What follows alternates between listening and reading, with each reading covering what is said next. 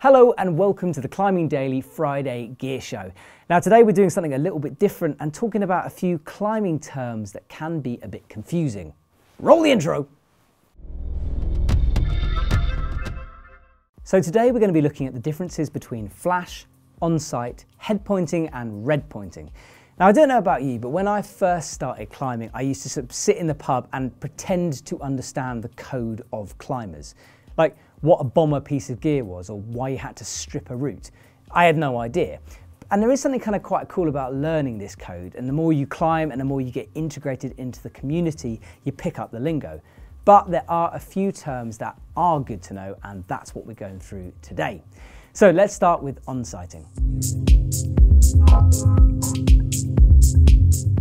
In a way, this is the simplest and purest way of climbing something. You simply turn up to the rock with no prior knowledge of the route. That means you haven't watched any videos, you haven't seen your mate climbing it, no one's told you about it, and you have no idea about the gear needed if it's a trad climb. Now an onsight can refer to a boulder problem, sport route, trad climb, anything really. To complete it cleanly, you need to climb it from the bottom to the top without falling off or resting on the rope. Now to onsight a route, that doesn't mean that you need to blindfold yourself so you don't see any of the moves. When you're at the bottom of it, you can look up, try to read the route, try to check out the holds, see which ones you might rest on, and have a look at which gear you might need from your rack. Now some people are very good at this, some people are very bad at this, like me, but Adam Ondra is an expert and we filmed him getting ready for an onsight of an 8C Plus in the Frankenzero. Adam, you've been spending quite a long time sort of checking this route out. I was amazed by how focused you were when you were looking at that. What were you looking for when you're checking a route like this out? I see the line, I see the possible clips, I see the holes, I see the foot holes. I try to imagine where the possible rest points are, like everything. Like I try to get all the information available to make my onsight as close to the actual red point as possible. But like knowing a few tricks, like the language of chalk, helps you a lot, because like, I don't know, some people like look at the pocket or crimp and they don't know whether to take it right hand or left hand. The language of chalk often tells you like which hand to use because of the thumb. So if there is a crimp and it has more like underneath, there is a big white spot for the thumb, then it's obvious that it's right hand and not left hand. Now it's generally considered that to get the onsight you can't really abseil down the route and check out the holds and gear placements either. In fact, I've got mates who have abseiled to get to the base of a climb and literally close their eyes as they're going past it. Strong ethics from those boys. So let's move on to what a flash is. Now a flash is in some ways similar to an onsight in the fact that you have to climb it cleanly, so without falling off. You can't rest on the rope and you have to do it first time. Where it differs is that you can have prior knowledge of the route. So that means that you might have watched a video of someone else climbing it, you might have just belayed your mate climbing it, or you've got some in-depth knowledge from someone who's done the route or knows about the route. That's a flash. So a little bit perhaps easier than an onsight, because an onsight you're just completely fresh at it, whereas a flash you have a bit of knowledge. Now where there is some debate about is how much knowledge constitutes a flash. So for example, if you're sitting in the pub and your mate tells you that the top of the route is quite difficult, does that give you flash knowledge or is that still an onsight? This is tricky and I don't really have an answer to it, to be honest, because like your mate might be wrong or they might have a different body shape from you, so it doesn't help you in the least, but you have got that prior knowledge. People do get quite funny about this, so you can really, like, people literally sit fingers in their ears, not wanting to listen to anyone else because they want to keep that precious onsight.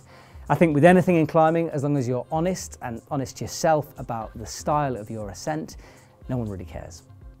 Okay, so that's flash and onsight. Let's move on to red pointing and head pointing.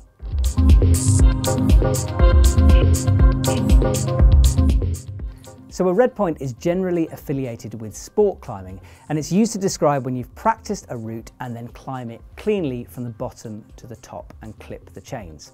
So when you're climbing at your limit or a really hard sport climb, it's normal to practice it. You need to learn the moves, you need to work out the physicality of it and build up that stamina.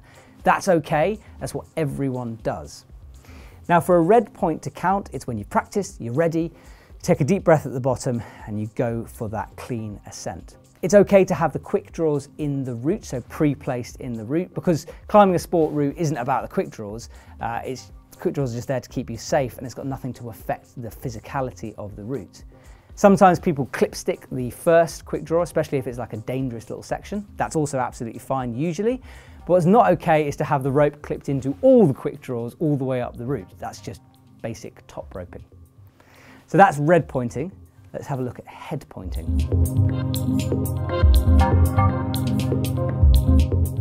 And when we say head pointing, we're usually talking about a trad climb, although it has similarities to that red point in the fact that you're practicing a route and you go for the clean ascent when you're confident of the moves and you think you're going to be able to do it.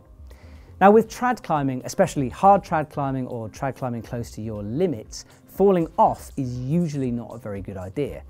The gear might be marginal, or the run out's long, or the move's very hard, and you often don't want to fall off because it's going to lead to injury.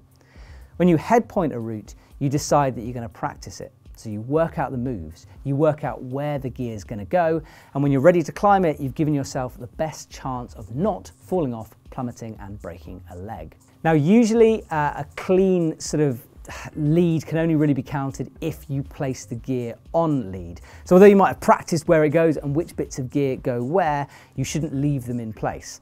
Now there is some debate about this, and it's something I don't necessarily want to get into now, but some people feel very strongly that you shouldn't pre-place gear.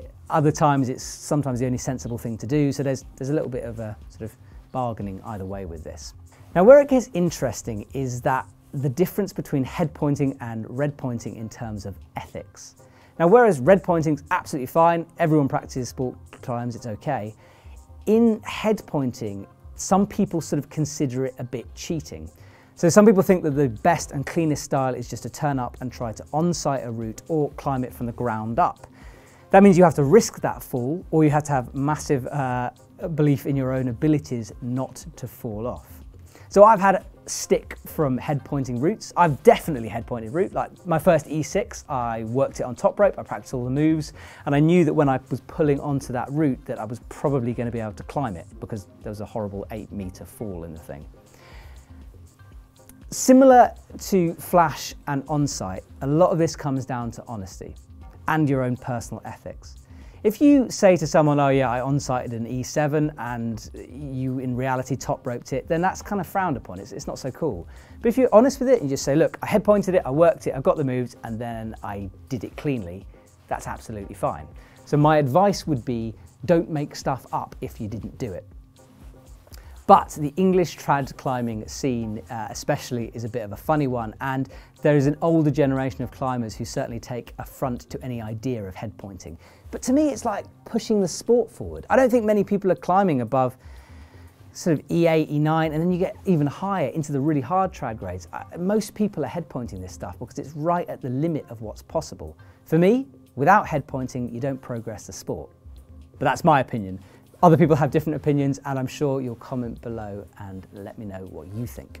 So there you go. I hope this has explained a little bit about what those terms mean. And it is a complicated one. Sometimes they mean different things in different countries, and there is a sort of a grey area between what exactly constitutes an on-site, flash, head point and red point. But this should give you more of an idea. Let me know in the comments below if there's anything else you want me to talk about in terms of climbing terminology, because there is an awful lot out there and it can be very confusing.